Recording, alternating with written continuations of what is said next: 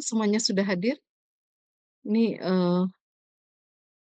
saya gimana nih melihat total yang hadir?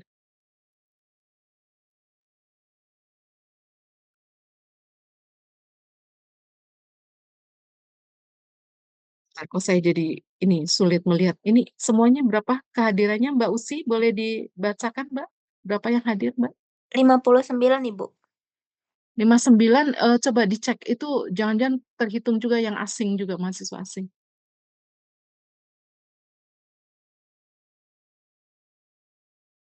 Oh iya jadi 57.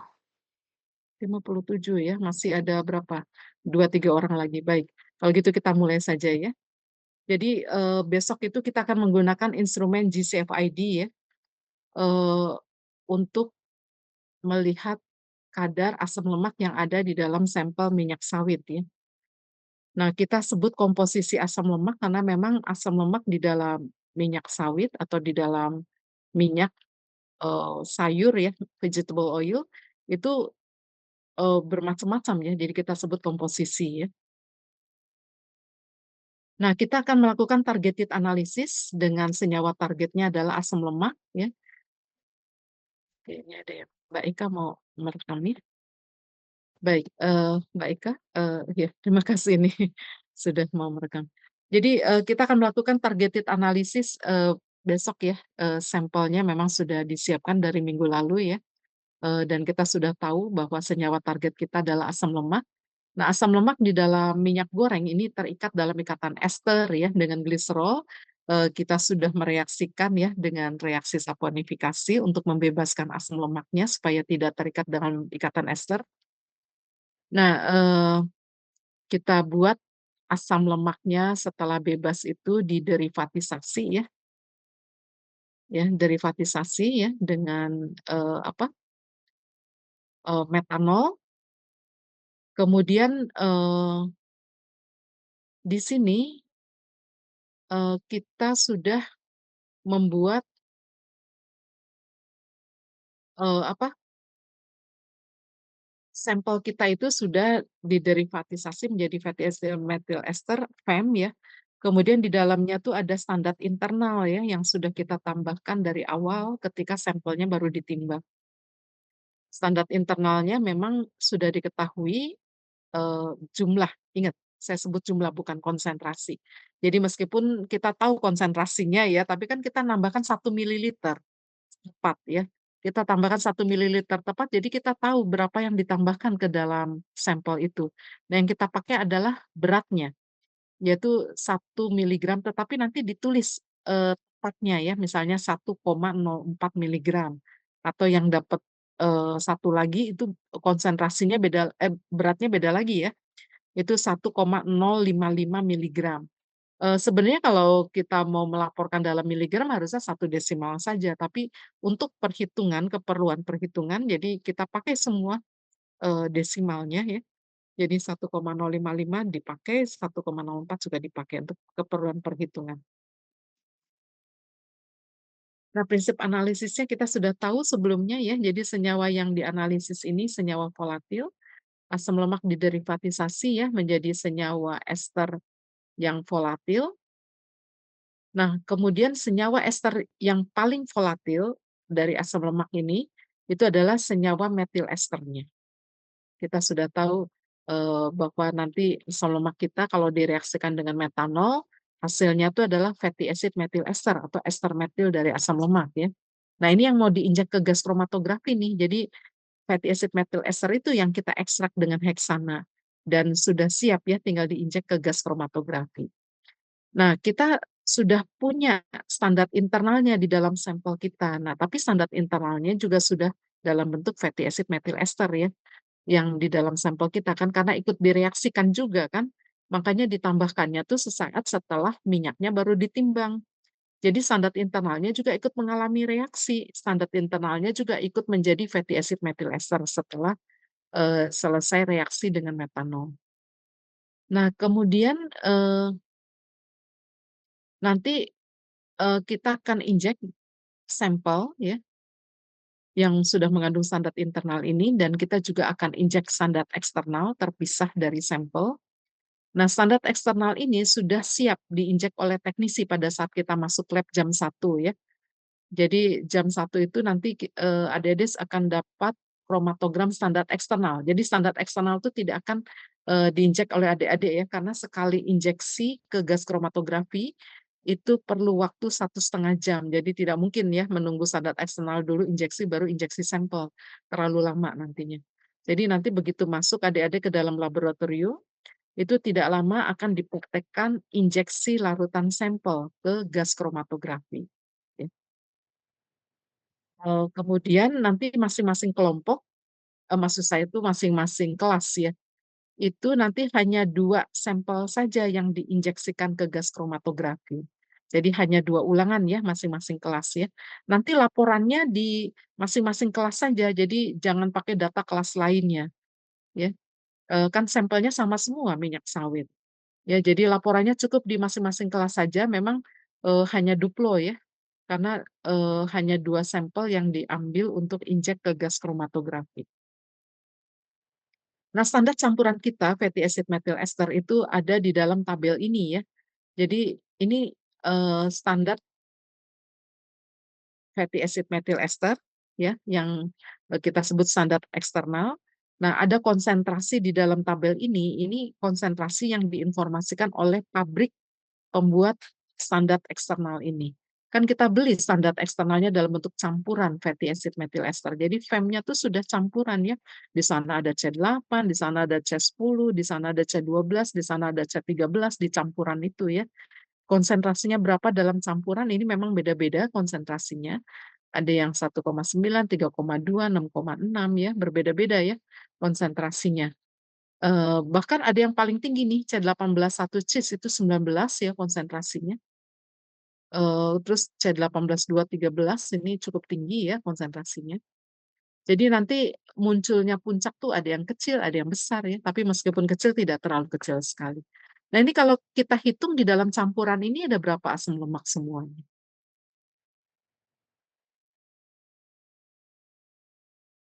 Ada berapa asam lemak semuanya kalau kita hitung? Ada yang mau menjawab silahkan, salah seorang? 19 ya, Bu? 19, betul ya, ada 19 asam lemak di dalam campuran standar eksternal yang kita beli dari perusahaan. Dan ini standar eksternalnya sudah siap injek ya, kita nggak perlu reaksi-reaksi lagi karena sudah dalam bentuk fatty acid methyl ester. Jadi nanti kita harus mendapatkan 19 signal, 19, signalnya tuh harus muncul ya di dalam sampel kita. Nah tapi jangan lupa ya, ini kan fatty acid methyl esternya dilarutkan dalam heksana. Jadi oleh manufacturer-nya juga melarutkan fatty acid methyl esternya dalam heksana. Nah, heksana itu akan muncul ya sebagai puncak kalau di gas kromatografi. Karena semuanya akan jadi gas dan semuanya, akan keluar dari detektor langsung dideteksi begitu, termasuk gasnya heksana itu juga akan dideteksi. Jadi heksana sebagai pelarut itu juga akan muncul signalnya. Nah, karena heksana, kadarnya tinggi sekali kan sebagai pelarut kan jauh lebih banyak ya dibanding solid yang terlarut atau dibanding solut yang terlarut. Sehingga nanti puncaknya heksana itu tinggi, besar ya, beda dengan puncaknya asam lemak kecil-kecil gitu. Makanya kita nanti akan zoom in. Ya, kromatogramnya nanti akan di-zoom in. Kalau di-zoom in nanti puncaknya heksana kelihatan terpotong, yang kelihatan bagus tuh puncak-puncaknya asam lemak. Tidak masalah ya, kita bisa menghitung luas areanya meskipun, kita sudah zoom in. Nah, skema dari instrumen GCFID ini seperti ini ya. Jadi, kita akan menggunakan, gas helium untuk fase geraknya, ya. Nah, gas helium ini sebagai fase gerak, ini akan masuk melewati injektor, kemudian membawa sampel yang diinjektor masuk ke dalam kolom, kemudian keluar dari kolom, sampelnya akan masuk ke detektor ya bersama fase gerak gasnya. Ingat detektor ini hanya mendeteksi hidrokarbon atau senyawa organik. Jadi gas helium ya nggak akan terdeteksi ya, karena kan hanya mendeteksi senyawa organik atau hidrokarbon. Kalau heksana keluar dari kolom ya terdeteksi karena heksana senyawa hidrokarbon, ya. Jadi terdeteksi kalau heksana keluar. Nah, kemudian kalau asam lemak keluar juga pasti akan terdeteksi karena asam lemak senyawa hidrokarbon atau senyawa organik ya. Nanti akan keluar, asam lemaknya itu dari urutan yang paling volatil, dari urutan yang paling mudah menguap, asam lemak yang keluar, yaitu C8 dulu ya, C8 ya yang ada di tabel ini. Yang ada di tabel ini paling rendah kan C8. Nah, C8 dulu yang muncul, nanti baru C10 muncul, karena lebih panjang karbonnya itu lebih kurang volatil. Nah, sementara, analisis dengan gas kromatografi itu suhu kolomnya dibuat dari yang paling rendah dulu suhunya. Terus, ya kalau pas cocok ya suhu kolom misalnya 130 derajat Celcius, pas cocok atau 150 derajat Celcius pas C8 itu menguap, ya dia akan menguap ketika suhu kolomnya mencapai 150. Nah, kemudian kolom dari gas kromatografi ini suhunya tidak tetap ya, kan gradien naik naik naik naik terus suhu kolomnya. Nanti pas suhu kolomnya mencapai misalnya 170 derajat yang pas, cocok dengan titik didihnya C10 ya C10 akan keluar dari kolom maksud saya, keluar dari kolom ya. Satu persatu dia akan keluar dari kolom, mulai dari karbon yang paling rendah, karena itu yang paling volatil ya. Nah, kolom yang kita pakai sekarang itu adalah kolom yang bersifat semipolar. Jadi kalau di gas kromatografi ada 3 jenis kolom, kolom nonpolar, kolom semipolar, dan kolom polar. Ya kalau di HPLC kan cuma 2 ya, kolom polar atau kolom nonpolar, nggak ada semipolar kalau di HPLC. Kalau di gas kromatografi masih ada ya semipolar. Nah, pemisahannya itu berdasarkan perbedaan titik didih dan perbedaan polaritas. Kemudian kalau kita lihat ya, karbon yang jumlahnya lebih sedikit, itu lebih volatil. Jadi titik didihnya lebih rendah, maka dia akan, eee, keluar dulu dari kolom, ya, terdeteksi lebih dulu maksud saya. Terus kemudian C10. Nah, kalau ada yang sama-sama C14, tapi yang satu tanpa ikatan rangkap atau C14 0, yang satu lagi dengan ikatan rangkap atau C14 1, titik didihnya sebenarnya lebih rendah yang C14 1. Harusnya C14 1 keluar dulu, tapi kalau di kolom semipolar, C14 1 justru keluarnya belakangan padahal titik didihnya lebih rendah. Karena C14 1 tuh berinteraksi dulu dengan kolom, kan kolomnya semipolar ya, dia berinteraksi dulu, ditahan dulu oleh kolom, baru keluarnya belakangan. Jadi nanti yang keluar tuh C14 0 dulu, baru C14 1 belakangan. Terus setelah C14 1 nanti keluar C15, setelah C15 keluar C16. Nah, kalau kita lihat tabelnya di sini ada C13, ada C15, nggak usah dipeduliin ya. Jadi kita cuma nandai aja, keluar nggak C13 puncaknya, keluar nggak C15 puncaknya, tapi tidak masuk di dalam perhitungan kita ya. Yang kita perhatikan adalah C17 saja ya, karena kita menggunakan ini sebagai standar internal. Jadi C17 di standar eksternal pun, kita perhatikan. Tapi nanti perhitungannya terpisah ya, yang di standar eksternal dengan standar internal. Nah, kemudian nanti C18 1 trans juga akan muncul terpisah dari C18 1 cis. Nanti yang muncul duluan tuh C18 1 trans, karena C18 1 trans itu lebih lurus rantainya, sehingga dia, eee, apa, lebih kurang ditahan kolom. Kalau C18 1 cis dia lebih bengkok rantainya, kalau lebih bengkok rantainya dia lebih polar, sehingga ditahan dulu oleh kolom, sehingga keluar belakangan C18 1 cisnya. Oke. Nah, ini kondisi gas kromatografi yang akan kita gunakan ya, kita akan gunakan kolom semipolar, DB23 itu adalah kolom yang semipolar dengan panjang 60 meter, inner diameternya 0,25 milimeter. Di dalam kolom kapiler ini itu ada lapisan fase diam ya, jadi kita akan gunakan fase diam DB23 itu fase diam yang liquid atau fase diam cair ya.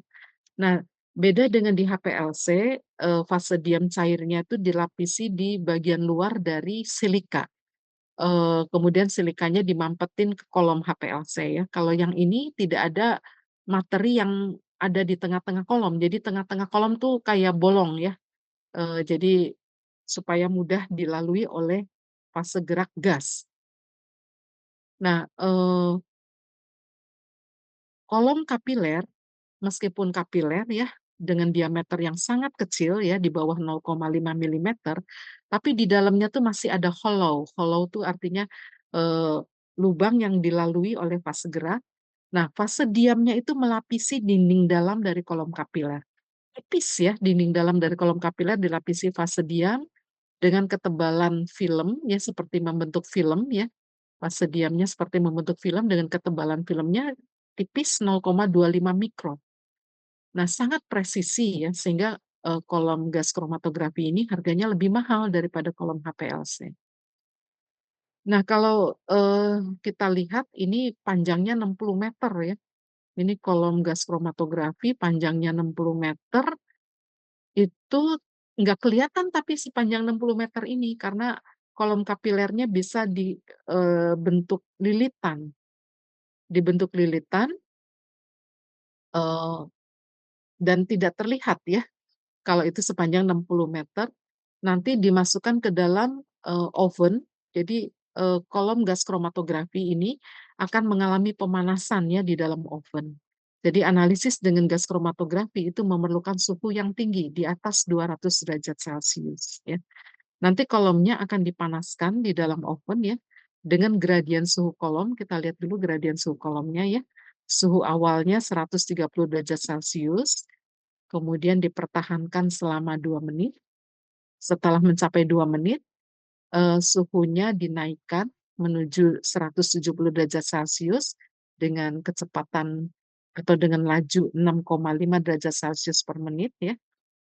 Setelah mencapai 170, suhu kolomnya dipertahankan selama 5 menit, kemudian, suhu kolomnya dinaikkan lagi kalau sudah 5 menit ya, menuju ke 215 derajat Celcius dengan laju 2,75 derajat Celcius per menit. Nah, kalau sudah mencapai 215 derajat Celcius, suhu kolomnya dipertahankan selama 12 menit, ya. Setelah mencapai 12 menit, terus suhunya dinaikkan lagi dengan laju 30 derajat Celcius per menit untuk mencapai 230 derajat Celcius. Nah, kemudian, dipertahankan selama 28 menit pada suhu 230 derajat Celcius. Kalau kita lihat ya, gradien suhu kolom itu seperti ini nih. Nah, ini, kondisi running dari, kolomnya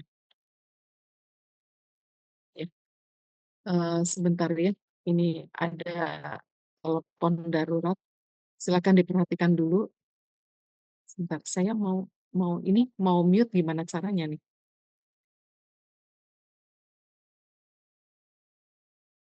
Sebentar ya, ini ada telepon darurat ya, saya harus ngangkat telepon dulu.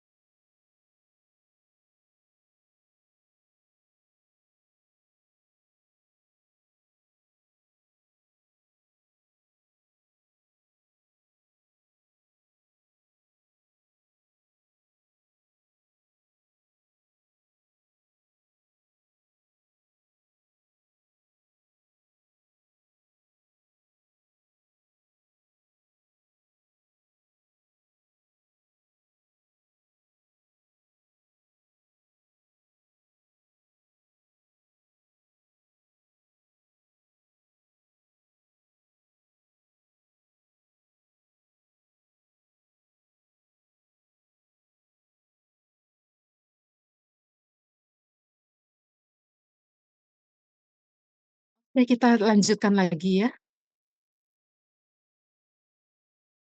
Kalau sudah dipahami ini kondisi GCFID untuk, suhu dari kolom ya, kolom GC ya. Sekarang kita kembali lagi ke yang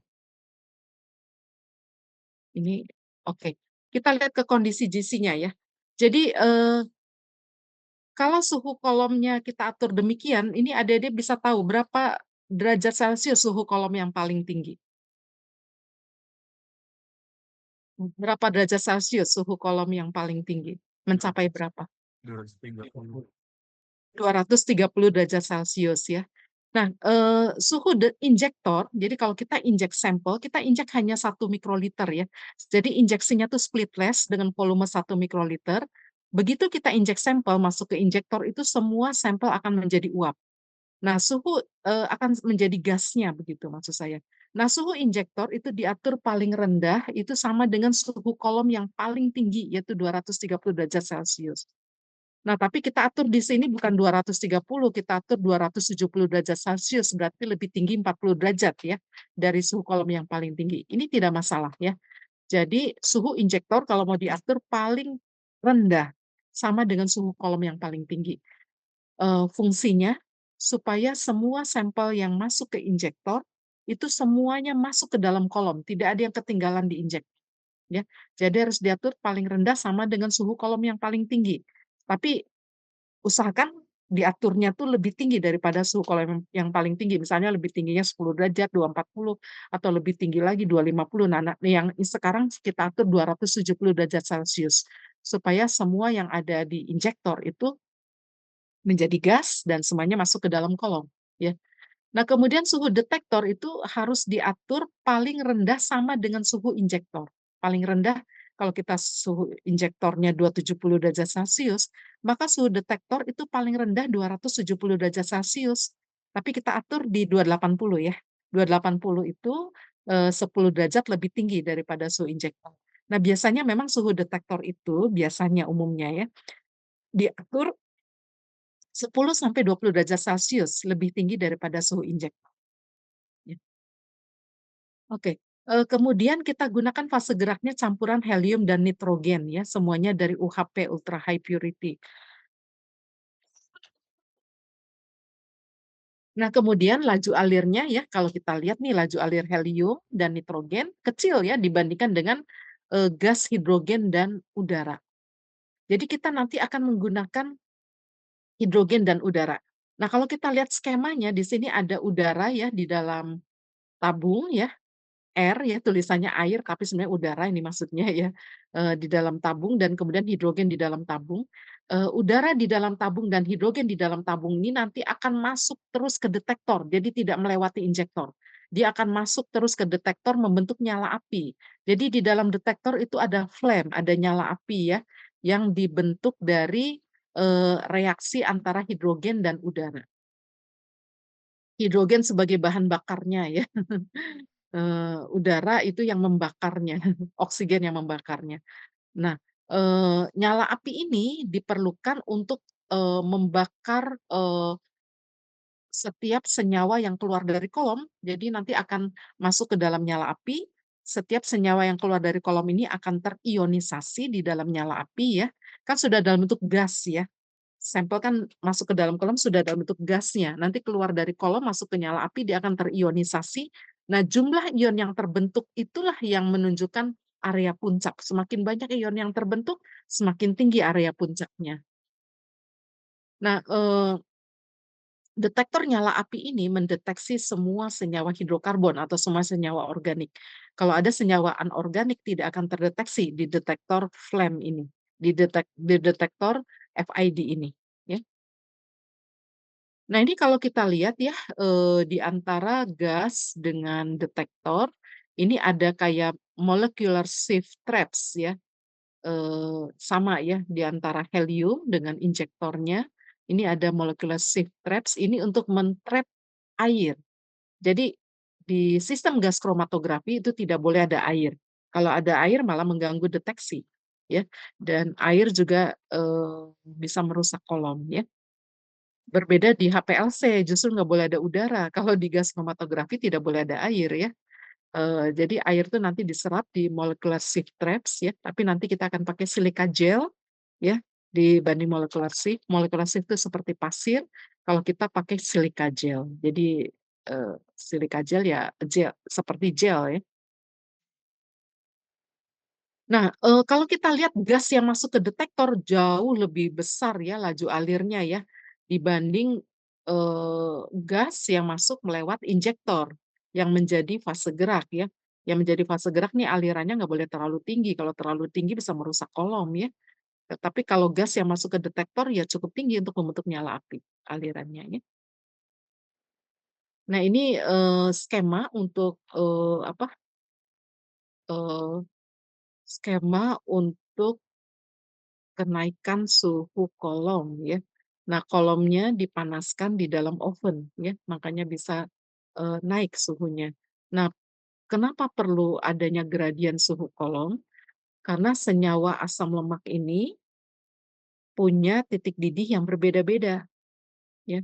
Kalau kita hanya menerapkan satu suhu saja pada kolom, misalnya suhu 170 derajat Celcius, tidak usah pakai gradien, udahlah pokoknya suhu kolomnya di atas 170 derajat Celcius saja sepanjang waktu begitu sampai selesai.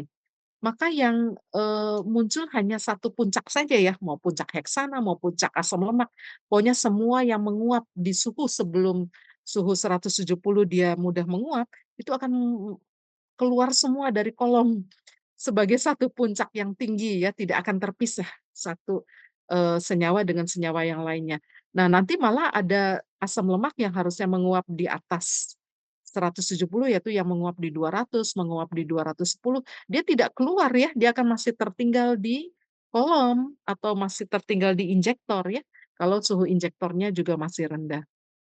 Begitu ya. Jadi kalau kolom diatur hanya satu suhu, misalnya 170 derajat Celcius, bisa sebagian senyawa masih ada di dalam kolom sampai selesai, ya. Dan semua senyawa menguap bersamaan di suhu 170 derajat Celcius itu yang penguapannya memang sudah cocok ya, kalau 170 dia menguap, begitu. Makanya dibuat gradien. Ya, dibuat gradien suhu kolom itu supaya asam lemaknya keluar satu satu ya. Jadi kita punya, 19 puncak asam lemak apabila kita punya 19 senyawa asam lemak, fatty acid methyl ester. Paham ya? Halo? Oke. Oke, berikutnya jadi nanti kita akan bekerja mulai dari sini ya. Jadi larutan sampel kita yang dari freezer, ya itu masih dalam liquid ya, bentuknya cair ya. Meskipun di freezer, heksana ini tidak mudah membeku ya, karena titik, lelehnya dari, padat menjadi cair itu sangat rendah, -95 derajat Celcius ya.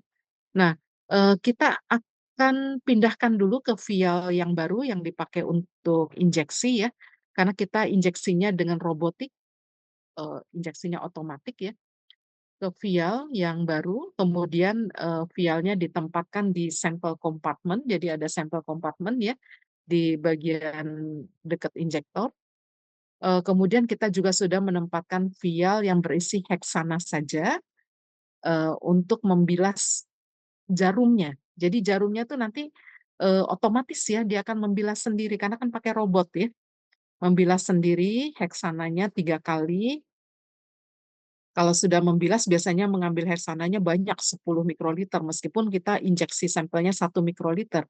Kita kan injeksi sampelnya 1 mikroliter ya yang diinjeksikan ke dalam GC dan splitless. Kalau splitless itu artinya begitu kita injek 1 mikroliter semuanya jadi gas dan semuanya masuk ke dalam kolom, nggak ada yang terbuang, ya. Nah, tapi waktu jarumnya ini akan dipakai untuk injek, dia akan membilas dulu dengan heksana, itu heksana yang diambil itu 10 mikroliter. Karena kapasitas jarumnya itu 10 mikroliter. Nanti dibuang ya, jadi ambil lagi heksana, dibuang, sampai 3 kali dia membilas dengan heksana, kemudian dia akan ambil sampel, larutan sampel, itu dia buang dulu sampai 2 kali dia buang. Jadi untuk membilas juga jarumnya dengan larutan sampel. Nanti baru ambil yang ketiga, dia akan mengambil tepat 1 mikroliter, agak cukup lama ya waktu mengambil 1 mikroliter ini. Nanti kalau sudah selesai baru dia akan injek, begitu injek langsung start kondisi gas kromatografi. Begitu start run, itu suhunya akan mulai dihitung tuh 130 derajat, 2 menit, terus akan naik ke 170 dengan laju 6,5 derajat Celcius per menit. Nanti kalau udah mencapai 170, bertahan selama 5 menit, nanti naik lagi ke 215, begitu sampai selesai. Sampai 230 derajat Celcius sesuai dengan ini ya, sampai selesai. Nah, ini kalau kita hitung, sekitar 70 menit total ya. Jadi lama ya analisis dengan gas kromatografi. Nanti kalau sudah selesai, kita baru bisa injeksi sampel berikutnya kalau suhunya sudah turun ke 130 derajat. Jadi suhunya nanti akan turun ke 130 derajat, baru kita bisa injeksi sampel berikutnya. Nah, berbeda dengan HPLC ya, kalau HPLC kan kalau mau injeksi sampel berikutnya harus dibilas dulu dengan fase gerak 5 kali volume kolom. Kalau gas kromatografi nggak perlu ada pembilasan. Jadi tinggal menurunkan suhu saja menjadi suhu awal lagi, 130 derajat baru bisa injeksi sampel atau standar yang berikutnya, ya.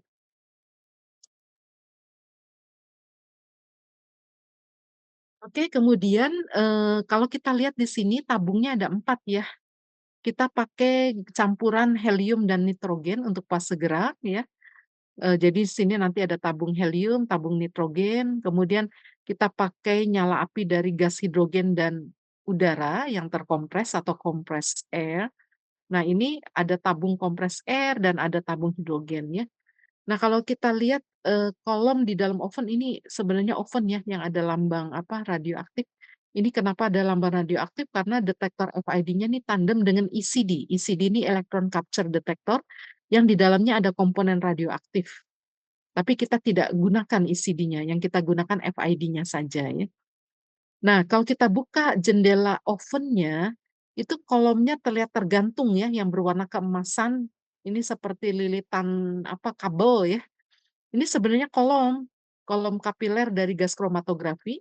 Kolomnya itu sebenarnya, kolom gelas ya. Kolom gelas artinya, mudah patah ya kolomnya karena dari gelas. Jadi kolom kapilernya tuh dari gelas, tapi gelasnya dari jenis fused silica glass. Fused silica glass ini tahan panas ya, sampai 1.100 derajat Celcius tidak meleleh gelasnya, tidak cair begitu gelasnya. Nah, kenapa tidak kelihatan ya warna gelas yang bening itu, karena di bagian luar dari kolom gelasnya itu diberi polimer yang diberi warna keemasan. Nah, polimer ini maksudnya untuk membuat kolom kapiler yang dari gelas ini fleksibel, fleksibel sehingga mudah dililit, ya. Sehingga yang tampak di sini adalah seperti, lilitan, kabel yang berwarna keemasan. Ini sebenarnya warna keemasan itu dari lapisan luar dari kolom kapiler ya, yang memang sengaja, ya warnanya emas, keemasan ya dari polimer tadi diberi warna keemasan tadi ya. Eee, nah, eee, baik polimer yang melapisi luar dari gelas kolom kapiler ini, maupun fase diam liquid yang dipakai yaitu Db23 semuanya tahan panas. Karena analisis dengan gas kromatografi itu kan perlu suhu tinggi ya. Jadi fase diam liquidnya itu sampai suhu 300 derajat Celcius itu tidak mudah terurai, mesti bentuk liquid, ya. Meskipun demikian, fase diam Db23 ini coba Dede lihat ini labelnya. Ada penggunaannya ya, sampai suhu berapa penggunaannya, bisa dibaca nggak? Dia disarankan penggunanya suhu berapa sampai suhu berapa? 10 sampai 260, Bu. 40 sampai 250 derajat Celcius saran penggunaannya, meskipun dia bisa saja kalau mau sampai 260 derajat Celcius dia masih bagus, masih stabil ya. Ya. Nah, sebenarnya fase diam ini sampai suhu 300 derajat Celcius juga stabil, dia tidak mudah terurai. Ya, bahkan sampai 350 derajat Celcius, hanya saran penggunaannya tidak lebih dari, 260 derajat Celcius, ya. Kemudian ada ukurannya di sini 60 meter panjangnya ya, inner diameter itu diameter dalamnya 0,25 milimeter ya, di bawah 0,5 milimeter, dan itu ciri dari kolom kapiler ya, di bawah 0,5 milimeter inner diameternya. Di sini ada lapisan fase diam ya, yang nempel di dinding dalam dari kolom kapiler itu. melapisi dinding dalam kolom kapiler setebal 0,25 mikron. Nah, Db23 ini adalah kolom yang semipolar. Tergantung dari pabriknya ya, ini Db23 ini dari pabrik, saya lupa Ajilen kalau nggak salah. Kalau ada pabrik Supelco, nanti namanya depannya tuh SP23, itu sama ya, jenis kolomnya cuma beda pabriknya saja, itu kolom semipolar. Nah, ini ringkasannya ya, jadi setelah kita menimbang sekitar 100 miligram minyak ya, kemudian ditambahkan standar internal sekitar 1 miligram, nanti dicatat ya hitungan yang benarnya 1,04 atau 1,055 itu nanti masuk perhitungan. Kemudian setelah disaponifikasi, dimetilasi, diekstraksi dengan heksana, terus larutannya sudah berisi FEM ya, FEM dari asam lemak nabati dan juga FEM dari asam margarat C17.0 ada di sana ya. Yang kita ketahui itu luasannya 1 miligram. Kemudian, ini kenapa? Nah, ini ada operasional GCFID ya. Jadi GCFID ini sebelum dipakai itu sudah dikondisikan dulu pada suhu kolom yang paling tinggi ya, 250 derajat Celcius. Atau minimal suhunya 230 derajat Celcius selama 1 jam untuk conditioning kolomnya. Kemudian dicek baseline ya, dicek baseline itu artinya injek hanya heksana saja. Atau bisa juga dicek baseline-nya itu dengan injek udara. Gimana cara injek udara? Tinggal ngasih aja vial kosong. Nanti jarumnya akan mengambil udara saja. Kan boleh kalau udara di gas kromatografi ya. Yang nggak boleh tuh udara di HPLC. Jadi untuk mengecek baseline bisa injek heksana. Kalau injek heksana maka muncul hanya pelarut heksana saja. Kalau injek udara harusnya tidak muncul puncak apapun ya. Nah, kalau sudah rata, puncaknya tidak muncul apa-apa, nah baru bisa injeksi standar. Kalau sudah injeksi standar, baru injeksi sampel. Nah, standar yang diinjek itu adalah standar eksternal yang kita sudah beli dari perusahaan yang campuran tadi, injek sekali saja cukup ya. Nanti baru berikutnya injeksi sampel.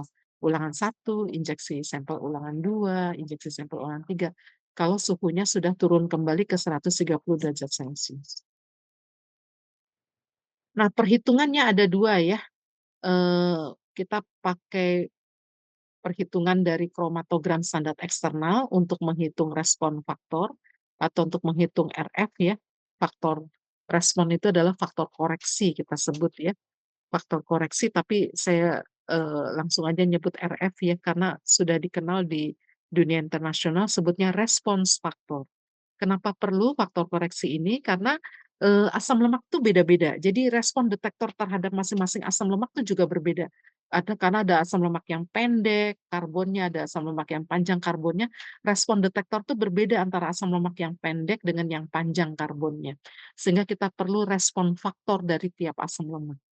Nah, respon faktor ini dihitung tiap-tiap asam lemak ya. Jadi nanti ada berapa, C13 jangan dihitung ya, C15 juga jangan dihitung. Nanti respon faktor yang dihitung tuh C8, C10, C12 yang ada di sampel ya, yaitu yang C-nya genap ya. Nanti C17 nggak usah dihitung respon faktornya, karena C17 itu udah pasti 1 respon faktornya ya, nggak usah dihitung ya. Jadi yang nanti masuk ke dalam tabel itu respon faktor untuk asam lemak yang ada di dalam sampel, yaitu yang jumlah C-nya genap ya, C8, C10 gitu. Kemudian setelah diperoleh respon faktornya, baru respon faktor ini dipakai untuk perhitungan kadar asam lemak yang ada di dalam sampel. Nah, cara menghitung respon faktor nanti luas area dari standar internal yang ada di dalam kromatogram SE itu dicatat, luas area dari asam lemak X ya, tergantung kan tadi saya bilang tiap-tiap asam lemak harus dihitung RF-nya. Jadi kalau RF untuk asam lemak X misalnya RF untuk C8 misalnya ya, nanti luas area dari C8 yang ada di kromatogram SE dicatat. Kemudian BALX itu bukan B ya, tapi konsentrasi, konsentrasi persen yang diinformasikan oleh pabrik yang ada di dalam tabel. Ya, jadi konsentrasi asam lemak X misalnya C8 ya, cari ya di tabel berapa konsentrasinya berapa persen. Nah, itu dibagi konsentrasi standar internal, cari juga di dalam tabel C17 karena kita pakai C17. Berapa konsentrasi berapa persen ya yang diinformasikan oleh pabriknya. Nah, nanti ketemu tuh RF-nya berapa. Nah, nanti RF ini masuk ke dalam perhitungan asam lemak X. Nah, kalau untuk perhitungan kadar asam lemak X yang absolut, kadar absolut itu miligram per gram, itu nanti pakainya kromatogram sampel, beda lagi nanti kita pindah ke kromatogram sampel untuk menghitung kadar asam lemak di dalam sampel, ya. Nah, misalnya C8 tadi ya. Nah nah kalau di perhitungan asam lemak yang ada di dalam sampel, nanti luas area dari C8 itu dijadikan pembilang, di atas maksud saya. Dibagi dengan luas area dari standar internal yang sebagai penyebutnya ya di bawah. Baru dikali dengan berat standar internal. Nah, ini saya pakai berat, bukan konsentrasi ya. Berat standar internal tuh dicatat ya, kalau memang tadinya 1,04 ya 1,04, kalau 1,055 tulis 1,055 miligram ya, dibagi dengan berat sampel. Nah, berat sampel boleh saja langsung pakai dalam bentuk gram. Kalau berat sampel dalam bentuk gram, ini sebenarnya ini ada salah perhitungan nih. Kalau berat sampel dalam bentuk gram, ini nanti mau saya perbaiki ya, saya belum share sekarang filenya. Ini kalau berat sampelnya sudah dalam bentuk gram, ini nggak perlu lagi dikali 1000. Jadi dikali 1000 tuh kalau berat sampelnya masih dalam miligram, ya. Ini ada salah ketik ya, kalau berat sampelnya masih dalam miligram baru dikali 1000. Kalau berat sampelnya sudah dalam gram, nggak perlu lagi dikali 1000 ya. Oke. Nah, ini ada contoh kromatogram SE. Ini sebenarnya kromatogram dari alat gas kromatografi yang lama ya. Jadi kita sudah punya GCFID itu dari tahun 1990-an ya. Adik-adik banyak yang belum lahir ya. Ini alatnya masih bisa dipakai nih sampai tanggal berapa nih? Sampai tahun 2019 masih dipakai loh. Ini perhatikan nih. Tahun 2019 masih bisa dipakai alat ya.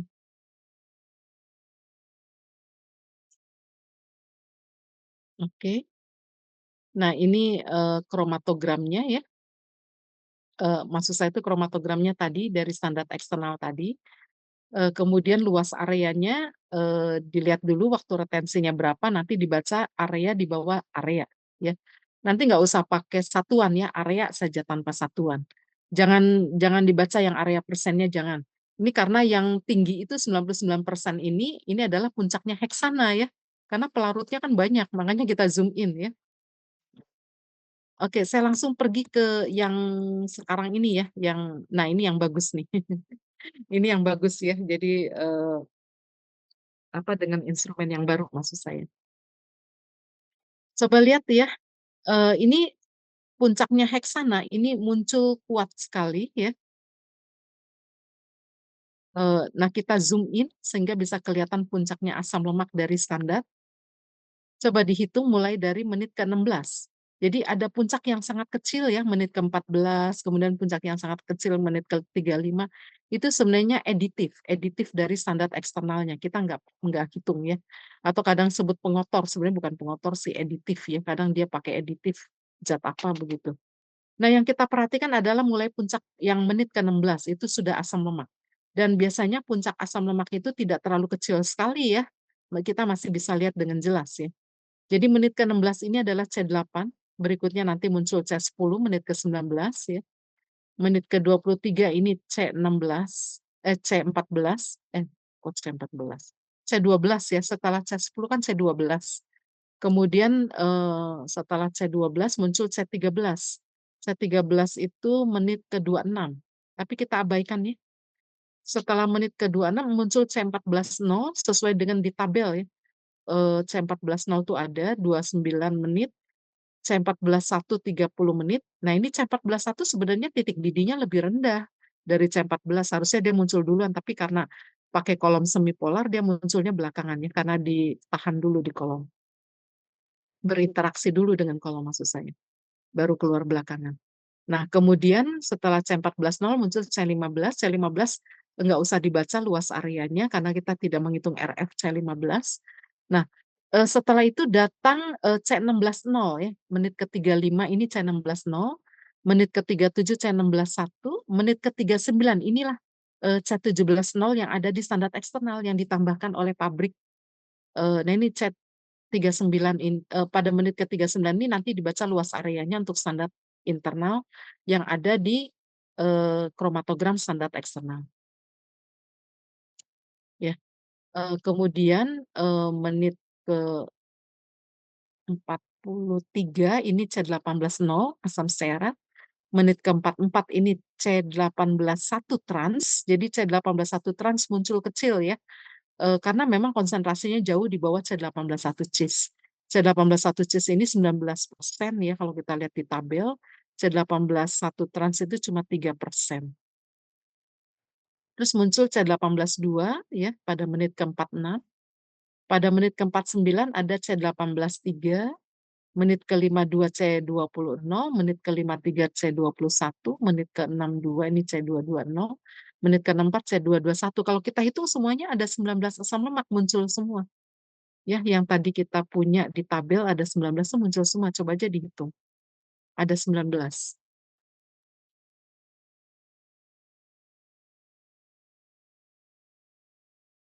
Ya, sudah menghitung ada 19 puncak asam lemak muncul semua yang dari kromatogram standar eksternal. Iya Bu, benar ada 19. Ya, seperti ini ya. Jadi kalau kita punya 19 campuran ya muncul semuanya. Nah, ditambah heksana karena kan sebagai pelarutnya dia muncul juga ya. Nah, nanti dibaca dari kromatogram SE ini sesuai dengan waktu retensinya. Oke, kita kembali lagi ke sana ya.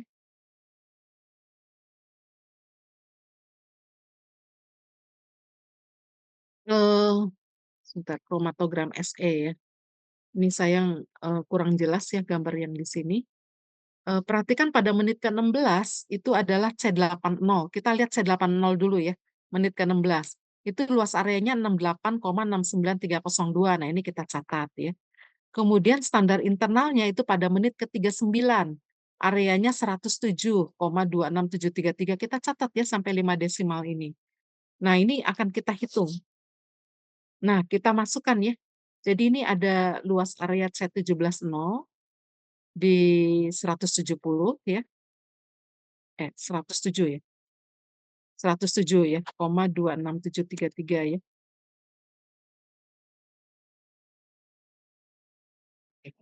Saya tulis deh di sini deh ya, eee, C17.0. Jadi di sini C17.0-nya itu, C17.0-nya itu areanya 107, koma berapa ya, 26733.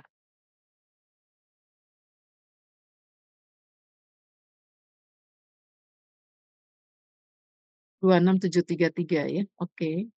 Nah, ini akan dimasukkan di dalam perhitungan.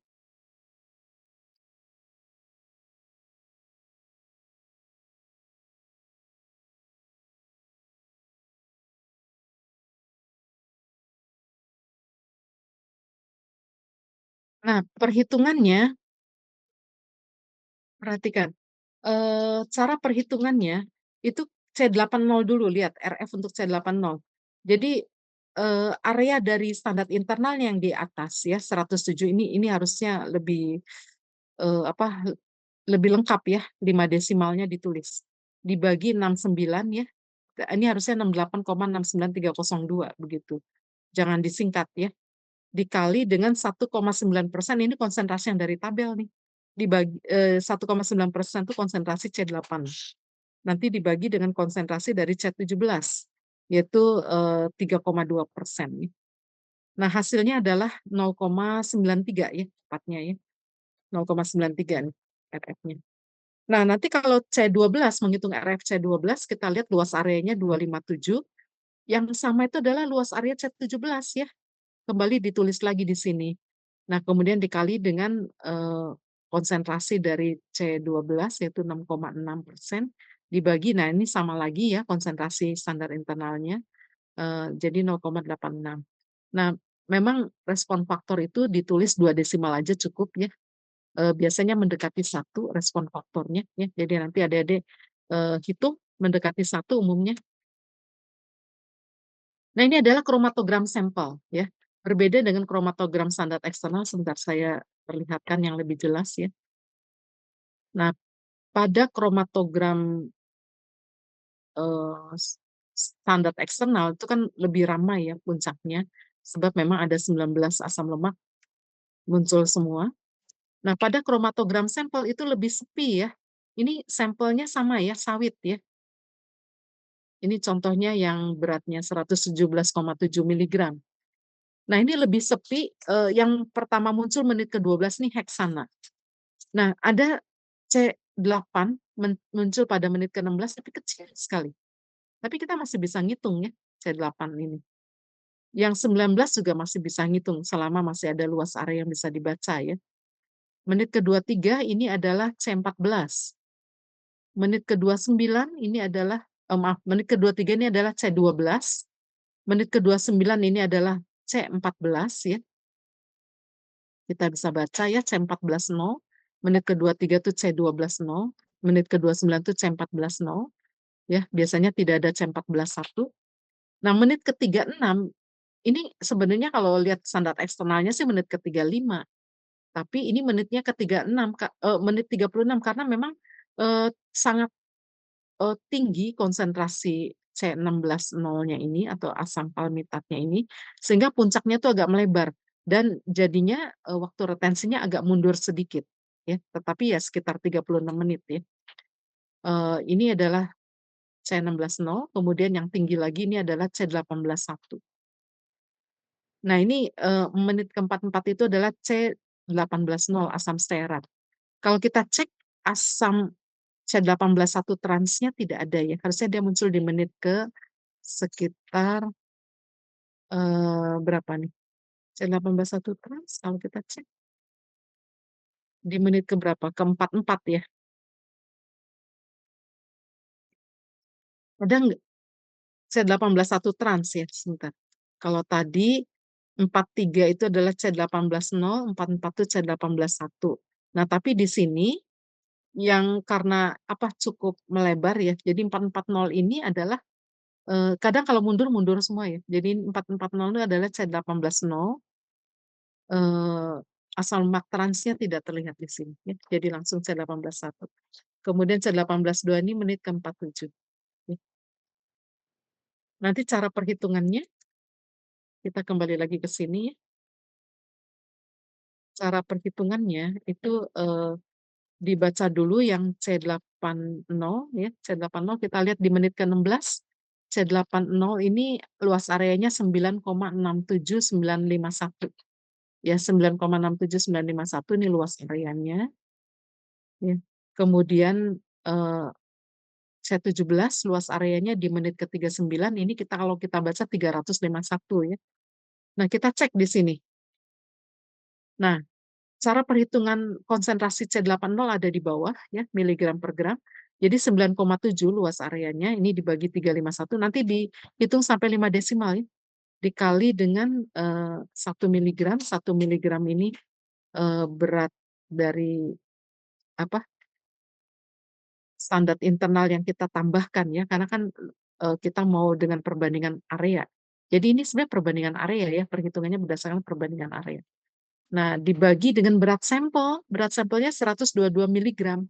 Kalau mau dalam miligram, maka, eee, nanti dikali 1000 ya. Kalau mau dalam gram ya ditulisnya jangan 122, tapi 0,122 gram, nggak perlu dikali 1000. Nanti di paling belakangnya dikali dengan RF. RF dari C80. Nah, ini hasilnya 0,2 miligram per gram. Nah, yang paling tinggi memang C16 0 ya. C16 0 ini, sebanyak 218,9 miligram per gram. Artinya dalam 1 gram minyak, C16 0 ini hampir 22%, demikian. Nanti dibuat tabel seperti ini ya, komposisi asam lemak kemudian konsentrasi, ya. Lebih lengkap lagi sebenarnya komposisi asam lemak, kemudian waktu retensinya, kemudian konsentrasinya ya. Nanti, asam lemak jenuh dikumpulkan ya, nanti ada total asam lemak jenuh berapa ya, kemudian asam lemak tidak jenuh dikumpulkan, nanti ada total asam lemak tidak jenuh. Nah, total asam lemak jenuh ini kalau di label pangan ditulisnya saturated fat. Jadi kadar asam lemak jenuh yang ada di label pangan itu dari hasil analisis gas kromatografi. Kemudian total asam lemak tidak jenuh disebutnya unsaturated fat atau lemak tidak jenuh ya, itu juga, total ini, dari hasil analisis gas kromatografi. Nanti dari total asam lemak jenuh dan asam lemak tidak jenuh ditotalkan lagi jadi total asam lemaknya. Demikian, ya. Ada yang mau ditanyakan? Saya Enshaw ya. Jadi nanti, ini 2 tabel ini juga akan muncul untuk perhitungan RF ya. Jadi di sini nanti saya masukkan new slide ya, untuk perhitungan RF ini akan muncul, tetapi di sini bukan, konsentrasi ya, di sini adalah RF-nya.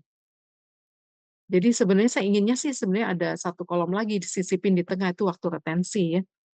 Jadi ini RF, kemudian di sini adalah RF. Nah ininya dihapus. Ya, jadi masing-masing ada informasinya RF-nya berapa gitu ya. Paham ya? Tapi nanti disisipin waktu retensi ya, masing-masing harus disisipin waktu retensi, tabelnya ini. Mhm. Berarti ada 3 kolom ya, Bu? Iya ada 3 kolom betul, ini kalau saya mau bikin 3 kolom, harus di-split dulu tadi tuh saya coba lihat. Di-insert, Bu. Insert table. Iya saya coba ke kanan nggak ada insert, adanya split.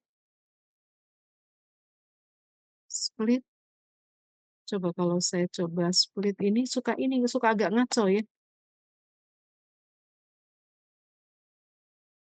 suka ngaco ininya bentuknya, atau saya splitnya gimana nih? Di table layout, Bu, Tabel yang layout iya, daerah ya? itu. Oh oke, tabel Nah itu, layout, terus yang oke. insert column left atau right, Mana mana? itu Bu, maaf, di sebelah. Nah, sebelah Oh, lagi, kiri-kiri. Nah, iya. insert kolom, right ya? Oke.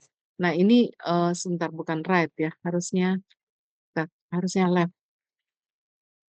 Nah, ini adalah waktu retensi ya, diselipin waktu retensinya. Jangan lupa dikasih satuan, kalau RF tidak ada satuannya ya, RF tidak ada satuannya, kalau konsentrasi ada satuannya. Ini satuannya menit. Ini juga sama ya, nanti untuk yang ini. Ingat ya, C17, C13 nggak usah dihitung RF-nya. Jadi hanya yang C-nya genap saja nanti, eee, boleh dihitung RF-nya. Aduh, saya kok ini, ya. Ini nanti saya copy ya, biar sama.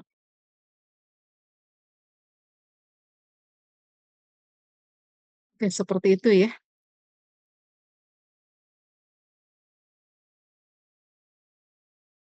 Nah, ini bisa di-lab aja sih.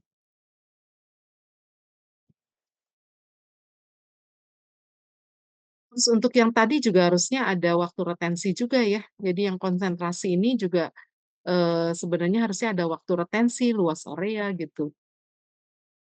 Saya coba ini tadi tabel layout ya, harusnya insert column left, ya. Nah tambah lagi ya. Jadi ini harusnya ada waktu retensi ya, menit, kemudian di sini ada itu, area ya. Area tuh maksudnya luas area ya, nggak usah pakai satuan ya.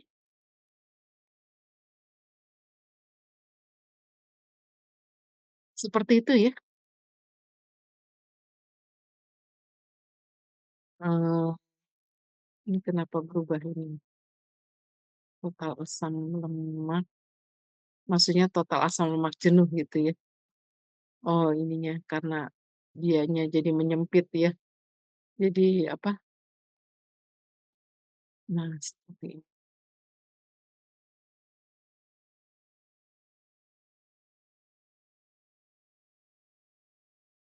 Ya harusnya seperti itu ya gitu, dibuat. Jadi ini sudah masuk di logbook ya?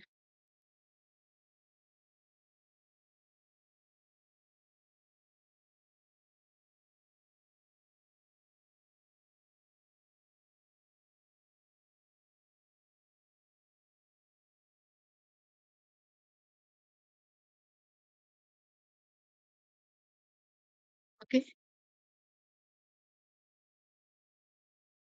Nah ini tidak jenuh jadinya agak ini, terpotong nih.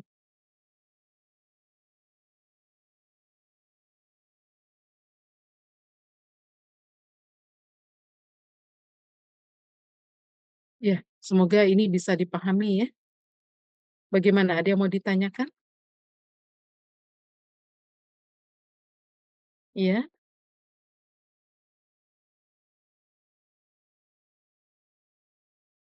Eee, biasanya waktu retensinya tidak sama dengan standar eksternal. Jadi kita pakai standar eksternal untuk identifikasi asam lemak, ya. Karena dari standar eksternal ini saya coba lihat ya. Jadi dari standar eksternal, itu kita bisa tahu ini asam lemak apa pada menit kesekian, kita bisa memprediksi asam lemaknya nanti yang ada di sampel. Jadi waktu retensinya itu nanti ada di antara 2 ini ya. Jadi misalnya tiba-tiba ada waktu retensi di menit ke-48 itu pengotor itu, atau kemungkinan juga ada asam lemak jenis lain. Karena mungkin aja ada asam lemak trans yang C18.2 dan ada asam lemak trans yang C18.3. Jadi kadang di antara waktu 46 ke 49 itu ada ya, puncak kecil-kecil nih, kalau memang ada asam lemak transnya. Tapi karena kita tidak punya standar, kita sebut unknown ya, dan jangan dihitung. Ya, karena kita tidak punya standar. Mmm.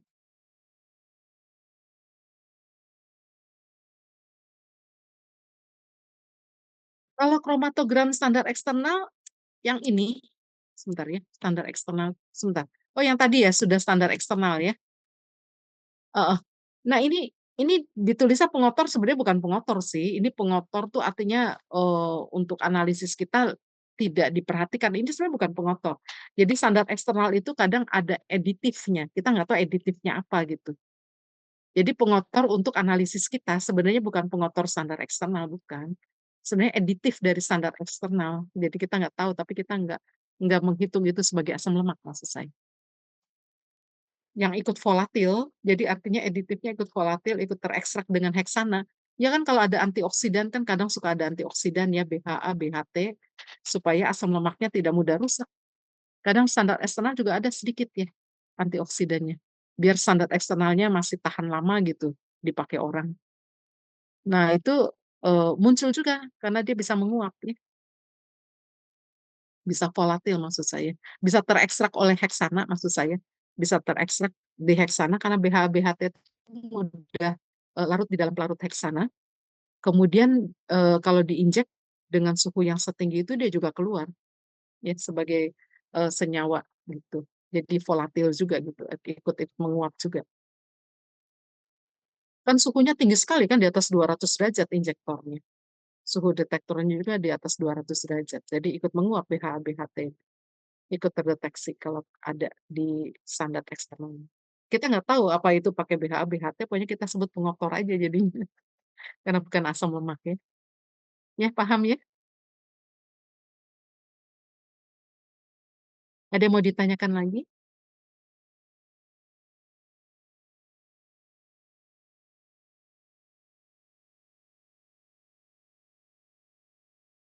Oke, sampai ketemu besok ya, jam 1 yang siang, yang sorenya tetap 3:30, nanti waktu sholatnya pas sudah injek, itu ada, sambil menunggu hasil injeksi bisa sholat ya. Jadi kita masuk aja dulu, kita lihat dulu sama-sama injeksinya, Nanti yang mau sholat silakan sholat. Nanti temennya yang tidak sholat, itu bisa mulai menghitung RF. Jadi ganti-gantian nanti yang sholatnya, silakan. Nanti ada waktunya saya akan menjelaskan instrumen nanti agak di akhir-akhir ya. Yang diinjeksi hanya 2 sampel saja. Jadi standar eksternal sudah diinjek paginya, kemudian 2 sampel yang diinjek ke gas kromatografi. Yang dipilih 2 sampel saja masing-masing kelas ya.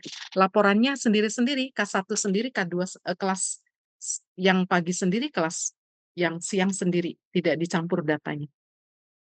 Masing-masing 2 injeksi, kelas pagi sama kelas siang. Sudah jelas ya semuanya?